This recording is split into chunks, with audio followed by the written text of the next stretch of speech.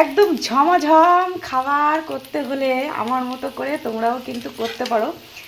এই যে বাসি ভাত দিয়ে এইভাবে কিন্তু একটু ভেজে নিলে দারুণ একটা খাওয়ার মতো উপযোগী খাবার।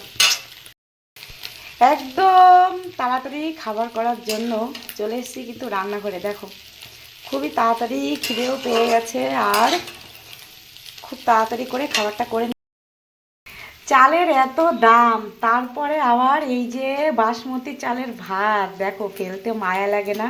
সত্যি যারা কষ্ট করে উপার্জন করে তাদের ফেলতে কিন্তু মায়া লাগে। তাই গতকালের এই যে আমার রাইস ছিল অনেকটাই আছে, কি করব এখন, এমনিতে শরীর ভালো না, তারপরেও কিছু করতে মন চাইছে না।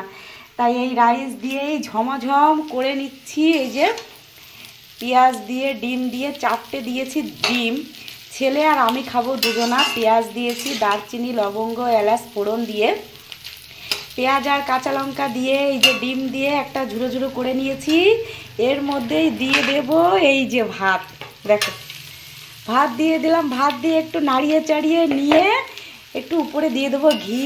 ব্যাস, একটা সুন্দর একটা, আমরা বলি ভাত ভাজা, তবে ডিমের পোলাও যে যেটা বলো, তবে কিন্তু এটা কিন্তু ডিমের পোলাও হয়েছে। আমি গোলাপ জল কেওড়া জল কিছুই দেব না, শুধু প্লেন দেব ঘি দিয়ে। এই যে দুই ছেলে আর আমি, মা আর ছেলে দুজনেরই দুপুরবেলায় খাওয়া হয়ে যাবে। দেখো অনেকটাই আছে। আর দেবো কিন্তু একটু লবণ, হলুদ টলুদ কিচ্ছু দেব না, দেব একটু ঘি। এই যে ঘি দিয়ে নেড়ে চেড়ে নিয়ে আমি ঢাকা দিয়ে দেবো। খুন্তি দিয়ে নাড়াচাড়া করলে না ভাতগুলো ভেঙে যাচ্ছে। আর যেহেতু ফ্রিজ থেকে আমি বের করেছি তাই ভাতগুলো ঠান্ডা আছে, সেই কারণে আমি একটু ঢেকে রাখবো কিছুক্ষণ, তারপরে এই গরম গরম খেয়ে নেব ডিমের এই যে ভাত ভাজা বলো পোলাও বলো যাই বলো না কেন। তবে আমার মনে হয় ভালোই লাগবে খেতে, তাই তো বন্ধুরা? এই যে দেখো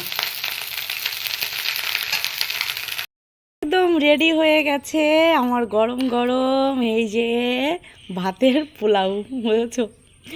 তবে কি গন্ধ যা বেরিয়েছে, একে তো বাসমতি চাল, তারপরে আবার দিয়েছি ঘি লবঙ্গ দারচিনি, আবার দিয়েছি কিন্তু ডিম, একদম পুরো ঝুড়ো ঝুড়ো হয়েছে। এই দেখো, দেখেছো?